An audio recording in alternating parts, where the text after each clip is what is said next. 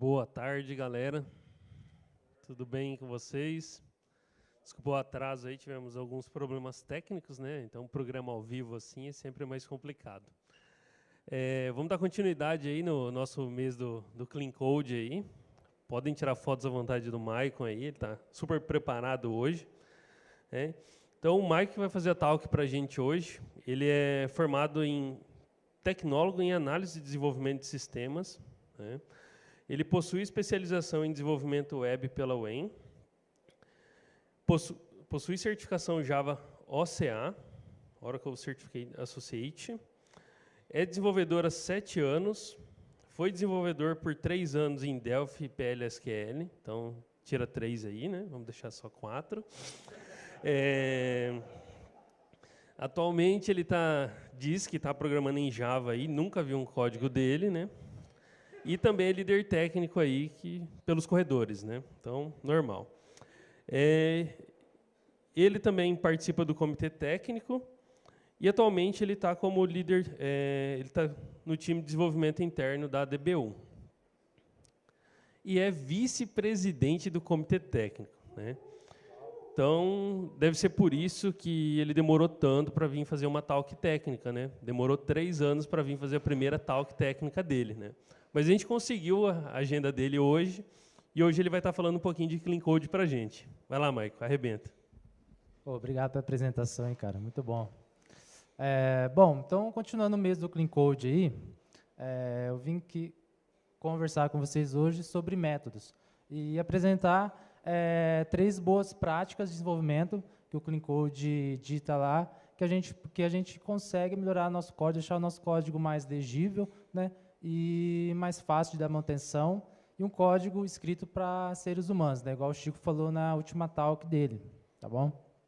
Bom, dessas 8 práticas, a primeira que o Clean Code fala é que o método tem que ter um bom nome. Ele tem que ter um nome simples, um nome claro, que expressa o que ele faz, e tem que ser um verbo, né? A gente usa substantivo para nome de classes e verbo para nome de métodos, né? Por exemplo, Service Apply Order, né? Quando eu vou fazer manutenção no código desse, o que esse trecho aí, o que essa linha está fazendo? É difícil a gente saber. É um serviço que eu não sei do que é esse serviço, ele está aplicando alguma coisa no pedido, mas o que ele está aplicando? Então, eu deveria ter um nome mais sugestivo para que eu consiga, apenas de bater o olho ali, já saber o que esse método está fazendo. Service.SaveOrder. Já começou a melhorar um pouco, né? Pelo menos eu sei que ele salva um pedido. Dependendo do contexto do projeto, por exemplo, se o meu projeto ele só salva objetos no banco de dados relacional, usa os repositórios, então eu já sei que esse método vai salvar no banco de dados. Se for um projeto mais complexo, né, onde ele ora salva no banco de dados relacional, ora salva no cache, ora salva no arquivo, esse método já não tem um bom nome, né? Deveria estar ali deixando claro aonde que ele estaria salvando, tá? Service.ToBuildOrder. Então, aí já está mais claro, ele está falando que eu vou faturar a minha ordem de serviço. Mas a gente encontrar nome de métodos, de classes, não é tão fácil. Então, por via das dúvidas, se você está com dificuldade de achar o nome para o seu método, coloca lá service.banana.order. Tá? Por que disso? Tá? Se você colocar um nome ridículo, você simplesmente vai lá, coloca o nome ridículo e desenvolve o seu método. Tá? Faz ele funcionar e, quando você abrir o pull request lá no code review, se você esquecer de renomear esse método, o nome dele é tão ridículo que alguém vai reprovar o seu code review e você vai ter que renomear esse método. E é mais fácil, às vezes, você encontrar um bom nome no final, depois que você terminou a sua funcionalidade, do que no início. Às vezes você não sabe muito bem como é que você vai resolver aquilo, né? Como é que tem que funcionar aquilo, então coloca um nome ridículo, um nome qualquer lá, e no final a gente encontra o nome correto para ele. Se a gente tivesse colocado o nome ali, por exemplo, Service Handler Order, esse não é um mau nome, esteticamente falando, né? Mas o que handler faz? Manipula a ordem, manipula o quê? Eu não sei olhar. E dificilmente um método desse vai cair no code review lá, alguém vai perceber que o nome desse método está ruim. Okay? Método deve ser planejado, tá? Temos que planejar nossos métodos. A gente tem que olhar para o código, para o requisito, e fazer um planejamento de como vou desenvolver aquele método. E a melhor forma da gente fazer isso é aplicando TDD. Tá? Por quê? Antes de eu começar a desenvolver esse método, eu vou lá e desenvolver todos os testes para ele. Vou olhar para o meu requisito, né, e vou desenvolver, colocar todas as validações, testar todas as validações que aquele método tem que ter. Então, ele está validando se o cliente está inativo, está validando se o pedido contém item, está validando se tem algum produto inativo. Então, eu escrevo, planejo o meu método por meio de TDD e depois eu começo a desenvolver ele. Métodos devem ter um nível de abstração. Tá? É uma boa prática a gente ter a declaração do nome do método e ter apenas um nível após o nome do método para ficar mais fácil de entender. Né? Por exemplo, esse método aqui, ele está funcionando, mas se eu precisar dar manutenção nele, vai ficar meio difícil. Tá? Tem tanto if e else ali que uma hora a gente vai acabar se perdendo. Se eu só retirar esses if e else, deixar tudo alinhado, a visibilidade do método já melhora um pouco. A gente consegue melhorar isso aí, mas ele ainda não está tão bom esse método, mas a visibilidade dele já está melhor. Já é mais fácil para eu tentar encontrar alguma coisa ali. Ó. Então, só de você alinhar ali apenas um nível a partir do nome do método, já melhora a estética do seu código e você consegue fazer uma manutenção mais fácil. Tá? Métodos devem fazer uma coisa, uma única coisa. Tá? Então, se eu crio um método lá, salvar, deve só salvar, não deve salvar e mandar e-mail.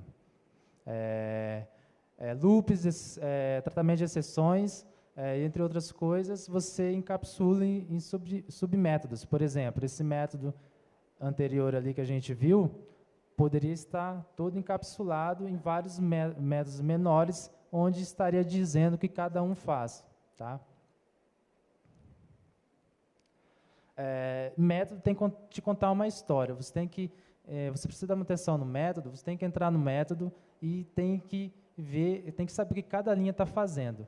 Então, seja por nome de variáveis ou seja por nome de chamada de outros métodos. Então, por exemplo, de novo, aquele método que a gente melhorou um pouquinho, a gente tirou os if else dele, ficou um pouquinho mais bonito, e agora eu vou melhorar ele fazendo abstrações, quebrando essas regras em vários métodos. Tá? Então, agora, aquele método grande virou esse método menor aqui. Ele faz a mesma coisa, mas eu consigo entender o que ele está fazendo. Então, ele fatura. O método de faturar, então ele está validando o cliente, está validando os itens, está calculando a quantidade total de itens, está faturando a nota fiscal e depois está enviando e-mail para o cliente. Né? Olha só como eu falei, consegui falar rápido tudo que esse método estava fazendo. Se eu fosse fazer essa mesma descrição dele anteriormente, antes de refatorar, com certeza eu ia demorar bem mais para estar aqui falando para vocês. Métodos com muitos argumentos. Tá? Prefira escrever métodos com poucos argumentos, não só métodos como construtores também.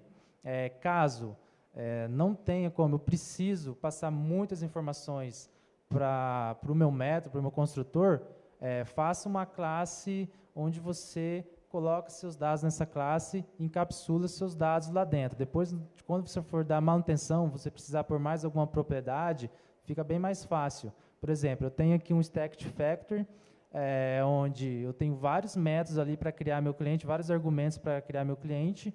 Né? Se eu precisar colocar mais, nem coube na imagem ali de tão grande que ele está. Se eu precisar colocar mais alguma propriedade, eu vou quebrar em muito lugar. Né? Então, se eu criar ali um Create Custom Command, ou um DTO da vida, ou qualquer uma outra coisa, a qualquer momento eu posso adicionar mais atributos, né, para criar meu cliente, mas eu vou alterar apenas uma classe e não vou sair quebrando o meu código aonde está sendo chamado aquele método. Fica mais fácil a manutenção e mais rápida também. Métodos com referência, usar a referência como saída. Tá? Às vezes a gente tem a necessidade de retornar mais de uma coisa no método. E como faz? Não tem como, pelo menos no Java, não sei se a maioria das linguagens que eu conheço não tem como. No Go tem, Raço? No Go tem como retornar mais de um valor, mas usar como a referência do objeto de entrada é uma má prática. Tá? Por exemplo, aqui eu tenho um método que busca pelo CEP, e aí eu tenho que retornar, sou obrigado a retornar um 200 ou um 400. Um 200 se deu sucesso, um 400 se deu erro. Né? E aí, mas eu também tenho que retornar o meu endereço. Como que eu faço isso? Né? O que foi feito ali? Foi passado um argumento chamado endereço apenas para setar aquele endereço ali e eu usar ele lá na minha chamada. Isso é uma má prática. Para mim, quando eu passo um argumento para dentro de um método, eu passo para que aconteça algo lá dentro com ele, manipule ele ou ele execute alguma ação. Não altero ele para eu usar na chamada do pai. Né? Então, como que eu resolvo isso? Eu posso encapsular num objeto mais complexo. Ali eu crio a classe de resposta, onde eu estou passando o status e o objeto que eu quero retornar, que seria o body, por exemplo. Ou, ali na exceção, eu passo o status e mais a mensagem de erro, né? Dando ali mais flexibilidade para eu poder estar adicionando mais atributos ou retornando mais coisas. Flags como argumento, tá? Usar flags como true ou false, né? Para eu tomar uma decisão dentro do meu método de se eu fazer algo ou não. Prefira que o cliente tome essa responsabilidade. Quem esteja chamando tem a responsabilidade de chamar o código correto, tá? Então tem um exemplo ali, to bill, né? Faturar a ordem, eu estou passando ali um boolean. Né, se é para faturar a nota fiscal ou não. Prefira dividir em dois métodos, um que fatura com nota fiscal e outro que fatura sem nota fiscal, e aí o cliente, quem está utilizando essa regra de negócio, que decida qual que ele precisa chamar, não por meio de uma flag booleana. Okay? Por último, não menos importante, tente não usar métodos estáticos, tá? Porque você perde comportamentos do seu objeto, você não consegue adicionar comportamentos do seu objeto, e o seu código começa a ficar procedural. Não é proibido usar métodos estáticos, mas use quando necessário, mas quando faz sentido. Por exemplo, em global e constantes globais, né, ou factor methods, são bons usos de métodos estáticos. Beleza? Bom, e era isso. Era 8 boas práticas para a gente seguir. A maioria são coisas fáceis, a gente está usando no nosso dia a dia, fáceis de aplicar, né? Então, não é tão difícil assim a gente manter um código limpo. E agora, estou aberto para perguntas, se alguém tiver.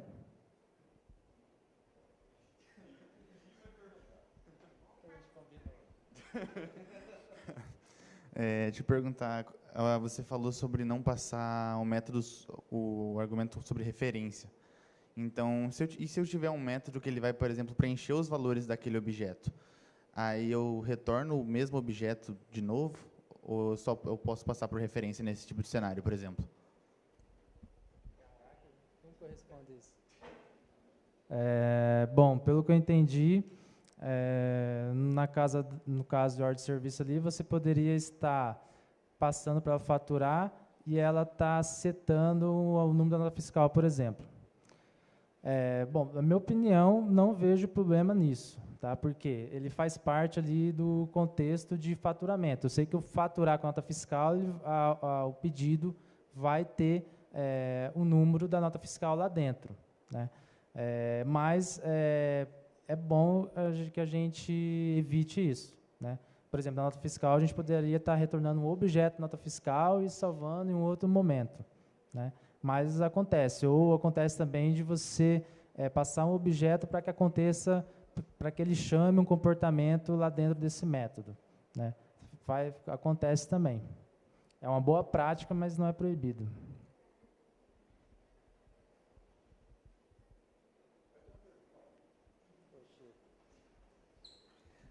Primeiro, parabéns pela talk. Esperamos muitas mais ainda esse ano, bissexta. Deixa eu te perguntar uma coisa. Nossa, tá parecendo a careca ali lá na TV. Cara, é o seguinte, você falou que quando eu precisar retornar dois valores, é melhor que eu crie um objeto, né? E retorne esse objeto com esses dois valores. Uma das questões que, dependendo do contexto onde a gente está, né, a gente sempre ouve bastante, é o pessoal falando, mas isso aí vai ocupar muita memória, para que eu vou fazer um objeto só para fazer o retorno de uma função? Eu queria saber o que você tem a dizer para essas pessoas.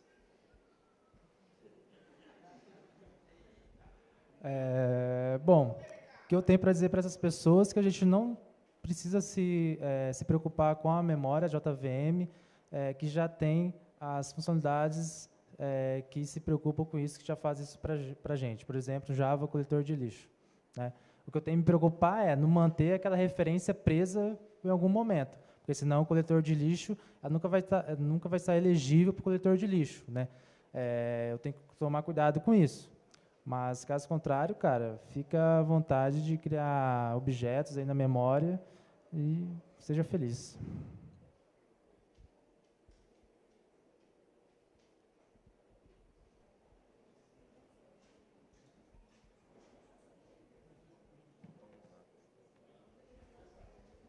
Tem uma pergunta do Pedro Mota. Ele pergunta sobre Factor Methods. Com passagem de tipo de objeto, cai na má prática de passagem de flag para todos os métodos?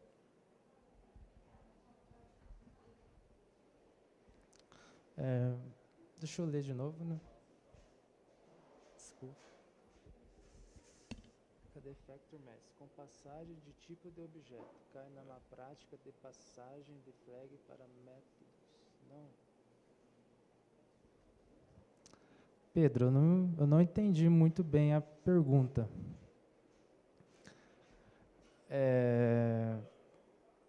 Tá dando um exemplo? Tá, vamos fazer assim, eu respondo no privado, acho que fica mais fácil para a talk não ficar muito comprida. Pode ser, eu respondo no grupo de dev no Teams, ok? Mais alguém tem mais alguma pergunta? Então, tá ok então, pessoas, muito obrigado.